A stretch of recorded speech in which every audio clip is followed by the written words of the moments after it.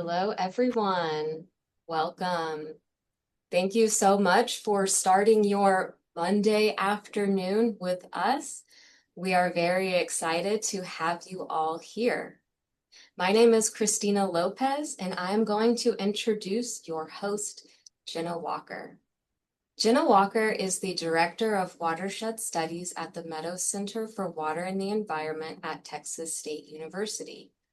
She oversees several multi-year grant-funded programs and research initiatives focused on watershed protection, groundwater surface water interactions, and water conservation across Texas. Jenna earned a Master's of Applied Geography from Texas State University and a bachelor's from Texas A&M University. She has been recognized as an emerging water leader by the City of Waco, the Aspen Institute, as well as the Texas Water Foundation. Jenna is a seventh-generation Texan and the mother of two young explorers. Her interest in One Water stems from her love for exploring Texas waters and her wide range of experience working in different realms of the water sector, such as the Cibolo Nature Center, the Texas Senate, the Nature Conservancy, Shield Ranch, and the City of Waco Water Utility, all before joining the Meadows Center in 2015. All right, Jenna, take it away. Good afternoon, everybody. Thank you so much for joining us. We're really happy to have you here and happy to kick things off with our webinar highlighting the new Texas One Water Hub.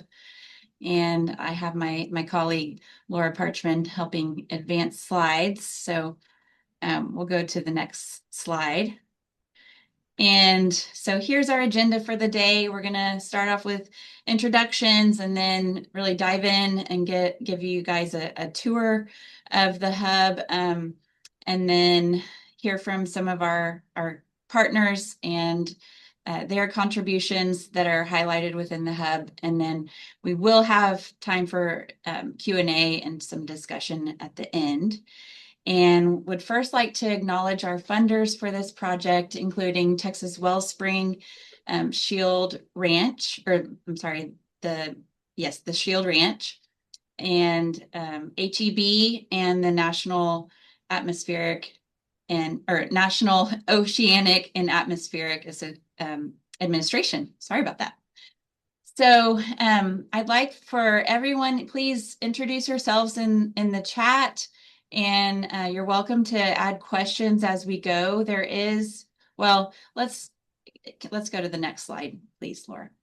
There is a feature on Zoom where you can submit your question directly through that little Q&A button.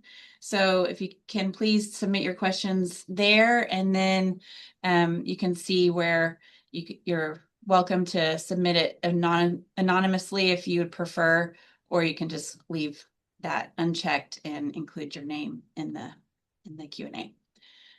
And then we will address those at the end in order, and then also allow for people to turn their cameras on and their mics and ask questions directly. So thanks again for being here. I know most everyone, if you're joining this webinar, you probably have an idea of what One Water is, and there are lots of different definitions of it. But what we tend to stick to is just that it is a holistic approach to water management. And we treat all water as a single valuable resource, including drinking water, wastewater, stormwater, reuse, rainwater, condensate, any type of water as one valuable resource, and really wanted to focus on long-term resilience, sustainability, and reliability. And here we have a figure from our partners, U.S. Water Alliance, that really seems to be a good way to show all the multifacets of this type of water management. All right, we'll go to the next slide, please. And again, I know everyone in our room, in our webinar, knows why we need to start integrating One Water more into our state water plan, our state management, our state, really our philosophy of how we see water in Texas. And we're experiencing rapid growth, record-breaking growth. We're experiencing long-term droughts and other climate extremes, and then continue to see declining and limited water supplies, and need to break out of our silos to manage it in a holistic way, and really see this valuable and precious resource as something that we need to plan for, not just 10 years down the road, but 50 or 100 or maybe even 200 years down the road. If you're just joining us, yes, please add your name and introduce yourself in the chat. So I'm really happy to share this new tool that our all-female geographer team plus our communications team have been building behind the scenes over the past year. And it stems from an older idea that we had with some of our partners that are here on this call today, about the need for more of a library for all of these resources to be found in one place. So many of the amazing reports and technical resources and case studies and even webinars or other learning opportunities are located within separate websites or separate documents. And so this is going to allow for the larger One Water community to be contributing all of these examples to this hub so that they can be showcased in one place. And so we'll get into some of the details about how you can contribute your own examples in a minute. But yeah, I really just want to bring all those resources together in one clearinghouse that can be a great resource for so many different walks of life and members of the community, whether that's your average mom that takes their kid walks their kid into this school in Wimberley every day, or dad. Or if it's a mayor or other community leader looking for inspiration and really wanting to dig into the details of past wins and success stories, or if it's fellow researchers looking to see what's done, really not wanting to recreate the wheel and collaborate. So next slide, please. So I'm going to hand it over to my colleague, Laura Parchman. We've been officing next door to each other for over 10 years now, and she is the mastermind behind the scenes of the Esri tool that you see with the hub. So I'll hand it to you, Laura, to give us a walkthrough. Thanks, Jenna. I'm not sure I would refer to myself as a mastermind, but I'm definitely part of a masterful team, and I'm happy to be a part of it. So I'm going to take you on a walkthrough. I'm your guide on this website tour, Laura Parchman, and when I'm not hosting website tours, I'm the GIS and data coordinator for watershed studies here at the Meadows Center. So let's hop in my virtual pedicab and get going. Got to pull up another window. Here we go.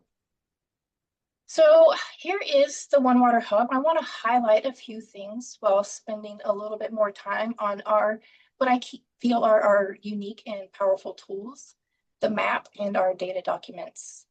So firstly, I'll show you the One Water Atlas. This is where we all are here today, the One Water Hub webinar. And this is the One Water Atlas. Let's take you on a brief tour, show you how to use the atlas. So you can switch through the maps by using this selector here.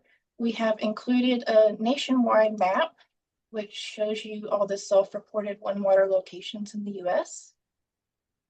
I like to look at this map sometimes and see all the places where I have lived or been stationed. And Honolulu is one of them, way out there in the North Pacific. So let's go back to our Texas OneWater because that's what we are. And this map is going to show you where the geographic place of some of the documents that we have in our library are. So if you click on one of these sites, you will eventually see a pop-up. And that pop-up is going to give you a brief description of why that place is on our atlas.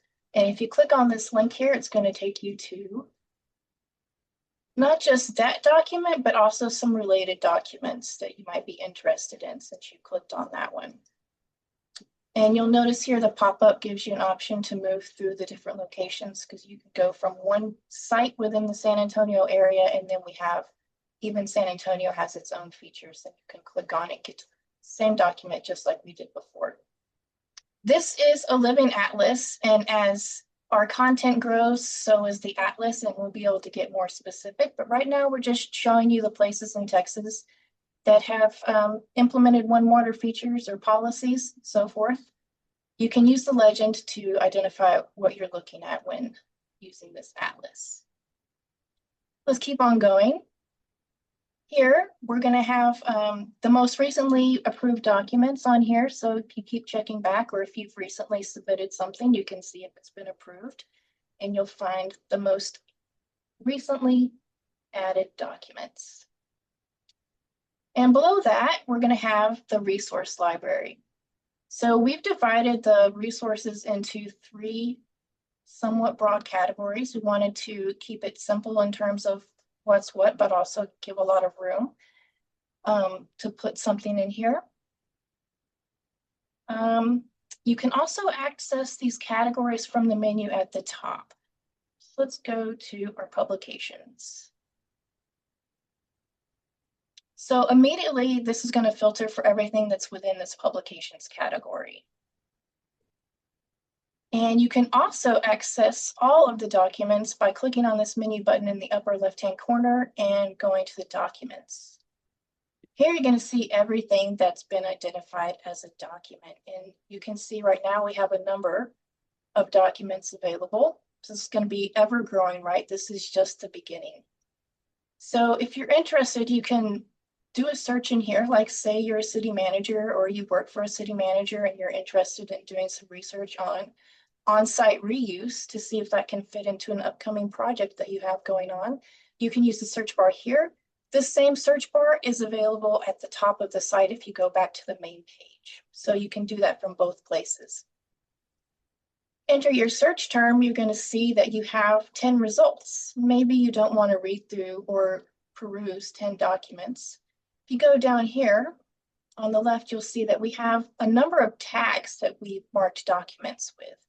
This is one of the powerful features of the Hub site, is that the tags are dynamic and immediate. As soon as we tag something, it's going to appear in a search that's relevant to that tag. I did want to point something out here that is a technical issue that is built into the Hub site. When you see these document cards, you're going to see that Texas State University is listed under here. That is merely telling you that we are the host for this document on this site. We have been very conscientious in adding like the owners and the authors of those documents in the first sentence of the descriptions that we include for the documents. So be aware of that. When you click on those, you will be able to download the document. You can click the download button here. There's also one over here on the left. And you can see related documents that you might be interested in based on the tags that are available. And you can see even more tags down here that are relevant to that document. And then you can start browsing anything that's of interest to you. Let me go right back here real quick. Make sure I didn't miss anything. So, yeah. Made the cards. So we went and, oh yeah, so we did on-site reuse, but I wanted to mention the tags. So you can further filter your, I want to look for on-site reuse case studies. I mean, there's an example project. So I can click those tags, and then that's going to further filter the results to 5. Great. So you also have some various ways to sort the documents and how you want to view them right here. So speaking of tags, I already mentioned that they're discoverable and dynamic, and it's pretty immediate once we post the document on there. Well, where does the power of that tagging come through? Well, it comes through when you submit your documents to us for inclusion on the site and on the atlas. So this top form is what you'll want to click when you want to submit something to us, and that will guide you through the process. And then the other form is, do you have a question about our website, or you just want to get in contact, or you want to be part of the community and you have some questions, you can just connect with us. And that's just a simple, give us your name and email and ask your question or make your content. But let's move on to the exciting submission part of our walkthrough. And the amazing Delaney is going to guide you through submitting a document to us. Thanks, Laura. As previously mentioned, the One Water Hub is designed to be a living, collaborative resource that continues to grow. So what you see on the hub right now in terms of the resource library and atlas is just the starting point. Therefore, we're relying on you all's participation to make it a more comprehensive resource. How you can contribute to the hub is through our resource submission survey, as Laura showed, found here on the hub. Many kinds of submissions can be entered through this survey. For instance, you can submit tools, case studies, reports, educational resources, anything that would support One Water initiatives. Additionally, if you'd like to add a place to that interactive map you saw, like a city, a county, or a building with One Water infrastructure or policies, the survey is also the place to do it. Alongside submitting the attachment of your choice, you'll see spots where you can add keywords, descriptions, and other details. These help us enter your resources into the hub in a way that is easier for people to find it. So once you complete your submission, our team will review it and add it to the hub resource library or interactive map if appropriate. And to note, while the hub is focusing on statewide resources here in Texas, we also welcome documents from nationwide. So I really encourage you all to check out the resource library and the map and look for what's already there from your area or organization. And if you notice something missing, go ahead and use this form that Laura just pulled up to submit it. Every contribution helps makes this resource stronger and more useful, and so we're just excited to see what you all send in and how the hub continues to grow in the future. Thanks, Laura.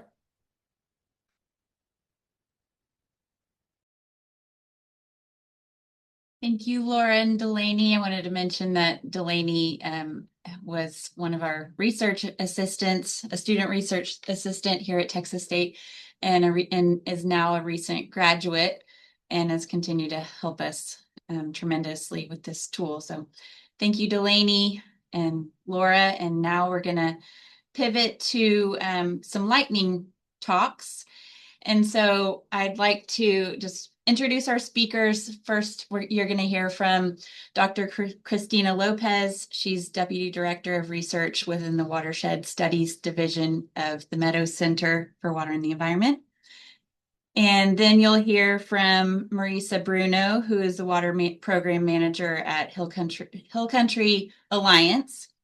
Then you'll hear from Dr. Robert Mace, who's our Executive Director here at the Meadows Center and a professor in the Geography Department here. And then you'll hear from Jennifer Walker, the Senior Director of the Texas Coast and Water Program within the National Wildlife Federation and Texas Living Waters. So I'll hand it over to Christina to get things started. Awesome. Thank you, Jenna. All right, well, today I'm going to share just a little bit about a study that we've been working on at the Meadows Center under our larger One Water initiative. So this is a study all about perceptions of One Water strategies. It's tentatively titled Toward a Water Secure Central Texas. What we are trying to get at in this study is basically understanding how do experiences with drought and perceptions of water management influence attitudes towards One Water approaches? So to get at that, we developed an online survey instrument, and that survey was released in late 2025 from about mid-November, and it closed the first of this year. We did receive over 2,100 responses, but once we cleaned those and clipped them to our target area, we were left with over 1,400 valid complete responses. So our target area is on the map shown, and you can also see the number of respondents we have by zip code here. So the target area was really the rapidly growing Austin-San Antonio corridor, as well as the adjacent counties. All right, I'm going to share a few preliminary insights with you all. So our first part of the question was understanding experiences with drought. We saw that 60% of those surveys reported to be affected by drought within the last 2 years. So this means they could have experienced some sort of water restrictions, probably in the form of irrigation restrictions.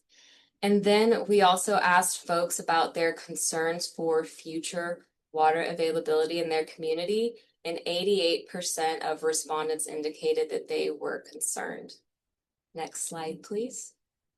We also asked folks a series of questions about their perceptions around water management, infrastructure, and policy-based. And one really interesting insight so far is that 100% of respondents report that mandatory water conservation measures for industrial and commercial users would benefit water availability in their communities.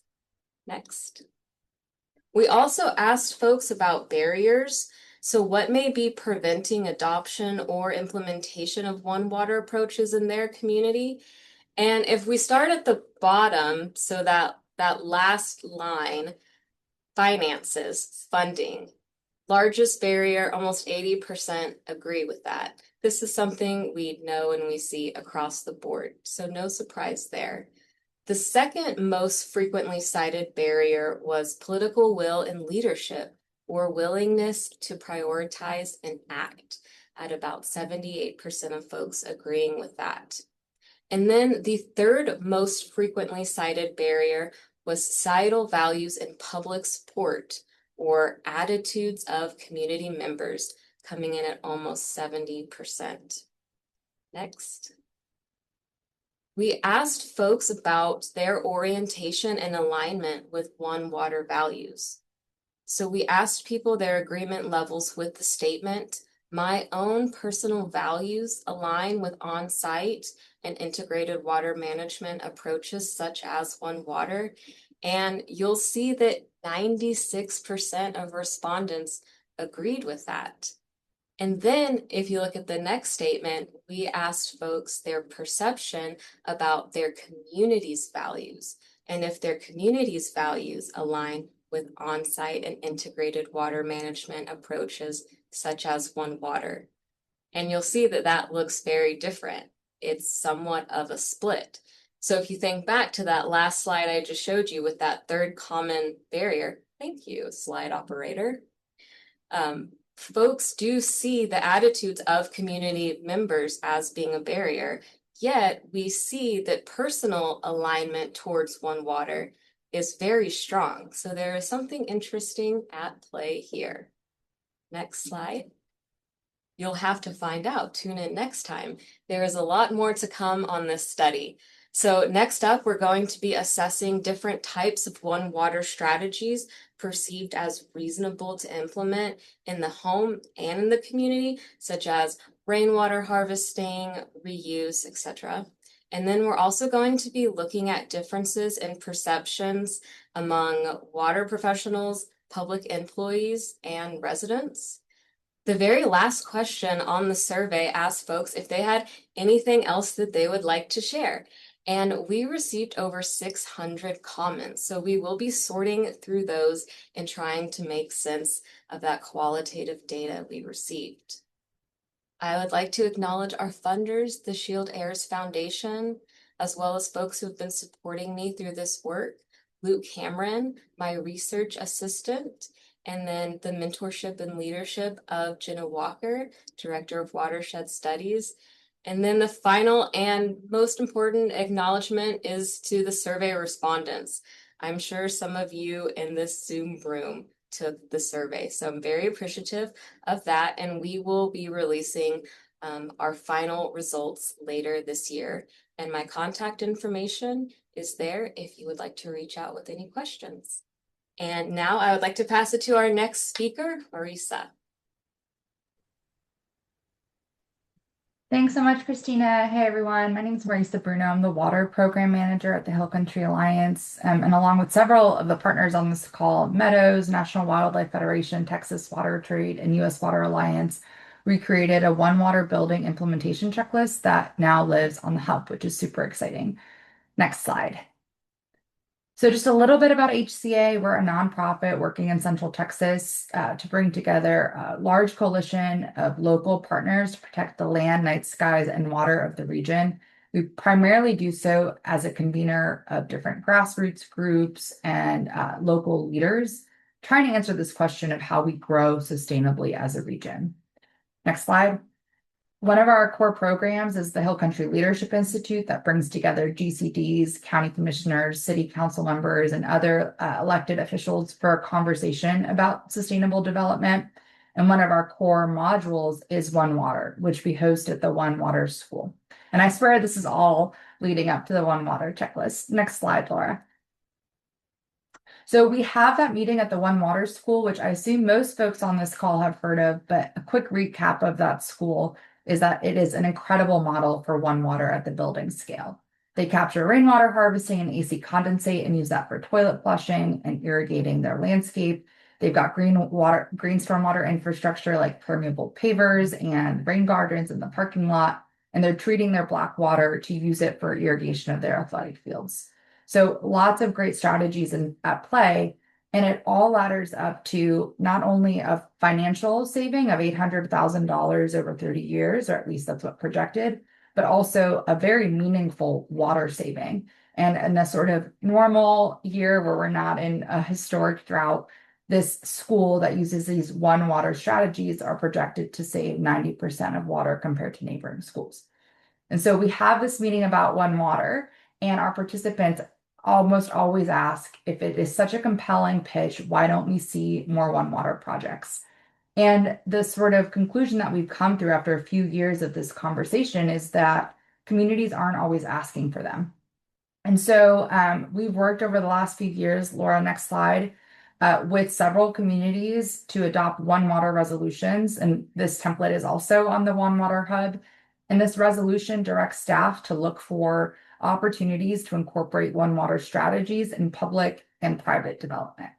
And so we're sort of getting to this question of asking for One Water buildings. And now the question that we're faced with is, next slide, what is a One Water building? And that's coming not just from staff that have passed these One Water resolutions and are looking to incorporate One Water strategies in publicly funded buildings.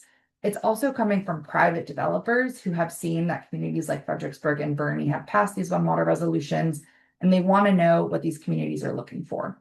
And so in response to this question, next slide, we developed a One Water building implementation checklist that does a couple of things. It explains what a One Water building is, what the different types of water sources are in a building that you could be sort of putting towards its best use. And then the core of this guide, which is just a 4-page guide, is this checklist that you see on the right-hand side.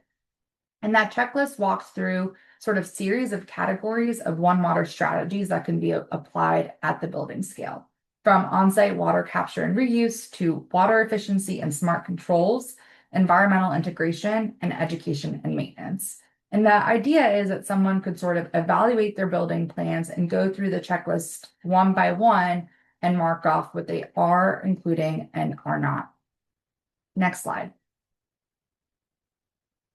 So before we developed this checklist, which like I mentioned was definitely a collaborative approach, we sort of did a landscape analysis to see if there were other certification programs that were looking at just water use at a building scale. And while we found that programs like LEED and CITES have water elements, there was not something dedicated completely to water. The checklist is not a certification program, but it does aim to fill that gap a little bit. And again, not a certification program, but definitely a tool for developers and city staff and officials to evaluate the opportunities to incorporate One Water strategies. And so beyond the checklist, next slide, we have some scoring guidance so that as you're checking these off, you know whether you're really strongly aligned with One Water principles in your building, whether you have strong progress but could be integrating more, or whether you really haven't included that many strategies and should really be looking for ways to incorporate more of them. So that's the toolkit. The checklist. It's on the hub. And happy to answer questions at the end, but for now, I will hand it over to Dr. Mace. Excuse me, very good. So the spark for this research comes from personal experience working to design a reliable rainwater harvesting system to meet outdoor needs at my wife and my home in Austin. And using the standard tools, I realized that there was a problem. The standard tools typically relate to average monthly rainfall. And so I've lived here long enough to know that there's no such thing as average in Texas. And so back then put together rudimentary, we're talking 15 years ago, rudimentary spreadsheet that calculated on a daily basis with using actual rainfall. And so I've always had it in my mind, if I found a student who was interested, that we would do this and extend it out for the rest of Texas. And so Ricardo Briones was the student that walked in, said he was interested in rainwater harvesting. I was like, if I got the project for you. This is a report. And then there's a web page here that you can go to download the report, but then also more importantly, download some Excel spreadsheets that simulate, if you will, rainwater harvesting, based on your roof, based on your tank size, what your reliability will be. Or if you're designing a system and trying to figure out how much roof area you need or how much storage you need, you can see how much you can reliably get. And when I say reliably, I mean through a draw to record. And so this allows you to see exactly what your reliability is. Next slide. The main output, you can go read the report, but the main output is this tool called Rainfall, Rainwater Assessment and Interactive Enumerator for Firm Yield Analysis Limits. Just happened to work out to rainfall. Actually, no, it didn't. But this is what the spreadsheet looks like. And it allows you to put in the area of your roof, volume of storage, and then what your daily demand is. There's a runoff coefficient you can monkey with depending on roof style. That's explained in the report. There's a precipitation adjuster. We did this for the major cities across the state, but let's say you're a city close by that only gets 90% of the rainfall, say of Austin or Amarillo. You just put 0.9 in there and it'll automatically adjust things down. Next slide, or click. And then it produces this chart here. In this particular case, data goes from 1946 up through last year. And so you can see that, and this is for the Amarillo Convention Center. I spoke a couple weeks ago about rainwater harvesting. And so, with that huge roof and 1 million gallons of storage, like 2 grain silos, you could have 4,700 gallons per day of reliable supply. And by reliable, I mean this is a daily calculator through the drought of the record. Next slide. Some little, oh yeah, and so the only thing, you see a lot of numbers here that might be daunting. Red is really the stuff that you would adjust, and really you could just adjust the things in that green box and have fun. Next slide. So just some interesting observations. Kind of stumbled on this accidentally. Is that This is a system that is 99.81% reliable, which means 99.81% of the days you have enough water in your tank to provide water. But look at how many times it fails. It fails 60 times, which amounts on average, once every 2 years. And so apparent high reliability, 99.8%, you still might be hauling water a lot. And this is I think the value of this tool is it allows you to decide what your supply looks like and how reliable it is, what you're comfortable with, how much you want to haul water. Next slide. Another interesting aspect, next slide, please. Maybe it's stuck, there we go, is that don't assume that the drought for your reservoir, your local reservoir, is the drought of record for your rainwater tank. This was a surprising output that I would have assumed that the local reservoir drought of record applied to your rainwater tank. It's actually a function of your catchment, it's a function of your storage, and it's a function of the use you're going after. There's an example in the report for Wichita Falls. With this particular rain harvesting system, the drought of record is 2011, 2015. You change it up a little bit, you get 1970. You change that system up a little bit, you get 1950. So don't assume that you know what the drought of record is, because you don't. Next slide. This is the map just showing output from for a typical hill country system, like 3,000 square feet of catchment, 30,000 gallons of storage for the whole state. I put this up here to note that you can do rainwater harvesting anywhere. Look at El Paso, 34 gallons per day. You can have a reliable, through the worst drought in El Paso, have a reliable rainwater supply. Now you'd be living alone, but with the system. But you could easily, for example, add more roof area and get that up to where maybe you have 2 people that you could support in El Paso. Point being that you can have a reliable supply across the state. Next slide. And so there is a user guide on how to use the tool. There's also a video that we posted. That's me with much less gray hair, but also a video tutorial as well. It's pretty easy to use, and it allows you to figure out what is your drought-proof supply for rainwater. Thank you, and I'll turn it over to the next speaker. Hi, everybody. I'm going to be talking a little bit about reuse, which is a huge component of One Water. And first off, I just want to say congratulations to the Meadows Center on your Texas One Water Hub. It's going to be a really great tool, and I'm excited that y'all have gotten to this point with it. My name is Jennifer Walker. I work with National Wildlife Federation on the Texas Coast and Water Program, and we also lead the Texas Living Waters Coalition.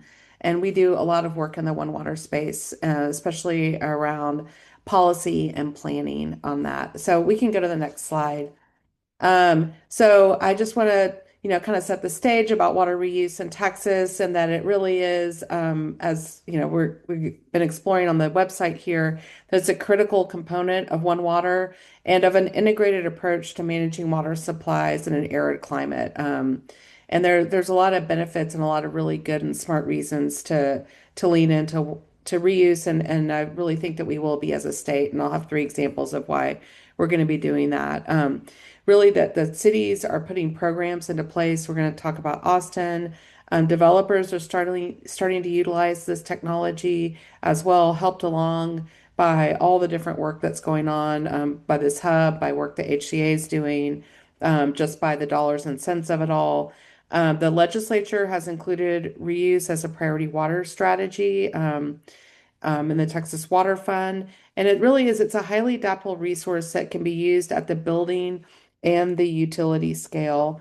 And it has a positive environmental impact. So and it really depends on the set of circumstances you have. It can help protect the streams that can't handle discharge, like our pristine hill country streams. Reuse can help prevent those waters from going in to those streams. It protects aquifers from excessive groundwater pumping if you really lean in to reuse as a strategy. But I also want to say we need it downstream too in certain cases. So we really need to look at where we are, what the water supply situation is. We need to put water in the streams and downstream for fish and wildlife habitat where needed and for downstream users. But really, really all signs are pointing to reuse. This is actually just a picture of when I was coming back from West Texas last week of a truck on I-10. I will say it was headed towards Central Texas. I don't know where its ultimate destination was, but with purple pipe on the back of it, as well as some regular. So I thought it was a sign, and my had my passenger in the car lean out and take a photo um, as we were cruising down I-10. But let's jump into my 3 examples real quick. So the first one is Austin's Go Purple program. This was adopted in 2024. This is an ordinance that requires large developments, those defined as over 250,000 square feet, to utilize on-site reuse or connect our centralized reuse system. So if you're within 500 feet of a purple pipe, you need to connect to it. If you're more than 500 feet away from a purple pipe, you're required to install an on-site water reuse system. There's different requirements for different types of buildings, but typically air conditioning, condensate, and rainwater would be captured. How does this water get used? The development must install a dual plumbing system to use non-potable water for toilet flushing and landscape irrigation, and there's some other uses that it can be used for as well. And then there's a whole suite of incentives that the city is offering to help offset the cost of this for water providers. But the gist is really that by 2040, which is not that far away, these reuse system, the on-site and the distributed purple pipe around our city are going to meet 16 million gallons of water per day in our community. So that's like 10% of our current summer water use. It's a significant portion of our future water supply in Austin. I'm saying our because I'm based in Austin. This is a really great guidebook they have. This is a picture of the library in Austin Central Library. 85% of the water for this really big 6-story building is from on-site reuse with centralized reuse as a backup. So just a really great example of how we can reduce pressure on a centralized water system through reuse. Moving on, my other example is Prop 4, or the Texas Water Fund, which Texas voters just adopted in November and was passed by the legislature earlier last year. This fund is $1 billion per year in dedicated funding for water supply and water infrastructure over 20 years, so up to $20 billion. Starts in 2027. Why am I including it here? Because it prioritizes water reuse as one of the priority strategies that we want to look at for investment through the Texas Water Fund. So I really expect reuse to continue to grow, not because there'll be funding available for it, but also because of all the really good reasons we have. We're in a drought-prone state. This is water that's nearby and already in our communities, that it's going to be some of the less expensive water to use. There's a lot of reasons pointing to reuse. And finally, for my last slide, here's the quantitative proof that we all show up for, that water reuse will be growing across Texas. This is data from the newly adopted regional water plans. The Water Development Board adopted these just last month. The data is all posted online at the Interactive State Water Plan website. But this is showing that by 2030, so not that far from now, we're going to project it to have 334,000 acre feet of reuse from this will be new water supply.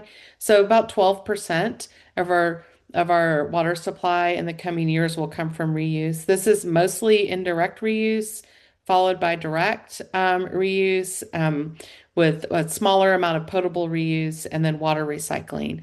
And we have definitions of how these kind of break down. And then the state water plan goes out for 50 years. And as you can see here, if you can see these tiny numbers, looking out to 2080, we're going to have, almost a little bit over 1 million acre feet of reuse, looking out into the future.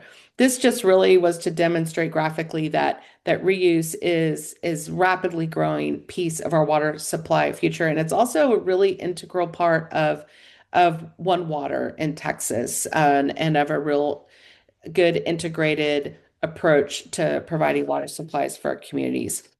We'll have a reuse report coming out in May. We'll post it on the hub, and I'm sure they'll let folks know about it. And then on my last slide, I have a few resources here with QR codes, but they're also all on the hub website as well. And that is it. Thank you. Thank you to all of our speakers, and really appreciate y'all's additions with such valuable information and details. And Jennifer Walker and I, we sometimes get our names mixed up even with each other, but it's really nice to have her as a colleague and or partner, and Marisa too. So thank you for that. Okay, so we do have some time for Q&A now. Don't forget about that Q&A button here. If you want to submit some questions, you can use that tool, or feel free to raise your hand and we can call on you to speak. But I don't see any in the Q&A unless I'm Jenna, missing. can I answer this question from Lauren? Because Yes, instead of perfect. typing out this long answer I was about to Absolutely. type. Yes, please. So Lauren asked for Prop 4, didn't it pass as no less than 50% of these funds can go to new infrastructure? Does that include One Water infrastructure?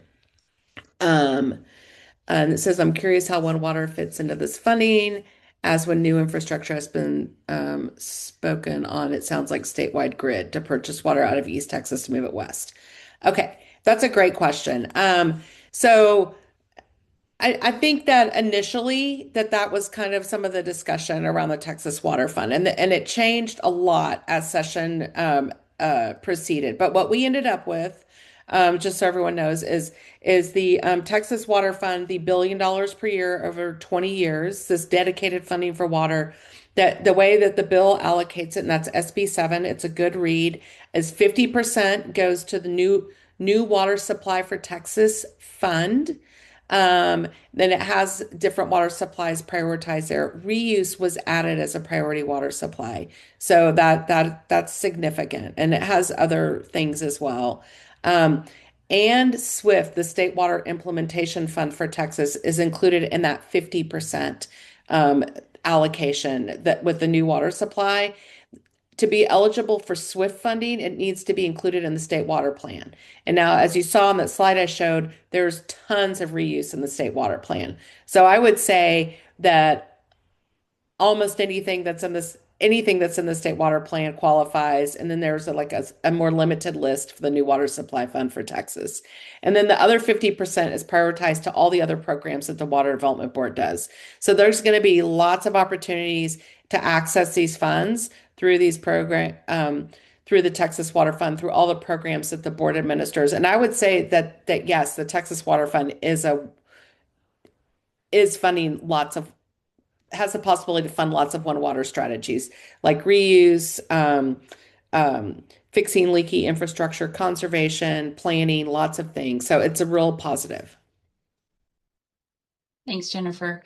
Okay, I see another question about if the rainfall calculator is on the hub, and it was answered in the chat, but also so there's the report that's on the hub now, and then we do it's a nice little segue. We have some ideas and plans for like a 2.0. So this is our first version, and we would like to add some additional just tools to it, including a rainfall calculator directly in the hub. So that's the goal for maybe this next year, to add some of those useful applications directly into the hub, and we'll see if if the team can do it, or what an alternative would be. But we're always open to ideas of what might other things that might be useful on this hub. And I see Chris Maxwell Gaines has his hand up, so feel free to turn your mic and camera on. Hey everyone, thanks for this great introduction. My number one question is, I guess, is there any sort of review criteria that y'all have internally for submitted resources? Because, I have a number of case studies and such documents that I've put together over the years, mainly for our commercial. I do have a few for our larger residential hill country systems. And, I've been thinking from, the possibility of submitting these. And I was thinking about adding a one water section to kind of talk about how this fits into, one water kind of thing. Anyways, I just wanted to, not to say that these are, salesy, but, I'm a design contractor, right, installing these things. So, they're not again, super salesy, but I just wanted to see if there was, some sort of review criteria so that I could know upfront and convert and change things if necessary. So again, they're not super salesy, but I just don't want if I'm going to be changing these things up so that I can submit it just so I can know what I may need to do. So yeah, thanks. That's a great question. And so we have a team that will review what's submitted by anyone to, add their tools. And we haven't run into any, conflicts of interest or things we think should be withheld. But our vision is that tools like the ones you just mentioned would be included and would be a source of inspiration for others. And it's spreading the good news of these really just important and crucial tools as we continue to grow and experience, spring flow declines and that kind of thing. So yes, please send them our way. We'd be happy to share, and we will include you as the author within the first line as we continue to do some troubleshooting.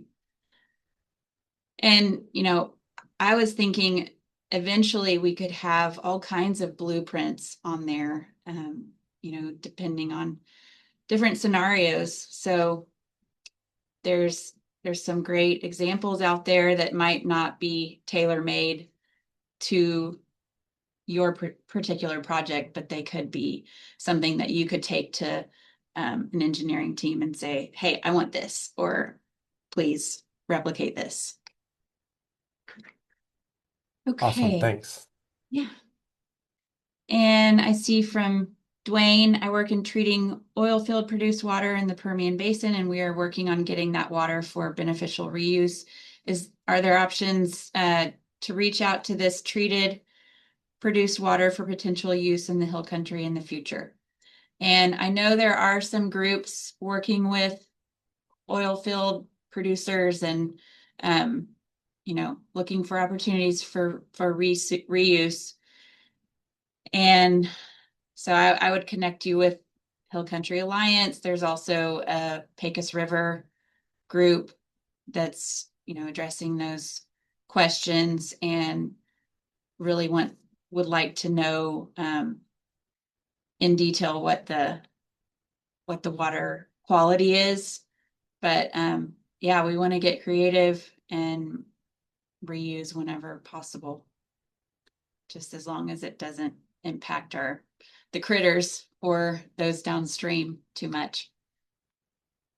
Okay, seeing, are there any other questions? Last call.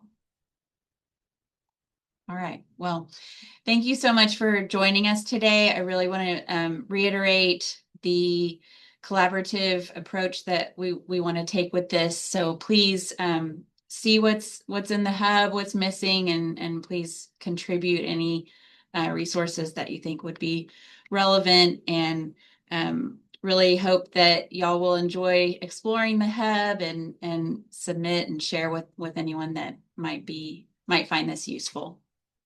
So thank you all for collaborating and keeping up the good work of One Water. And cheers.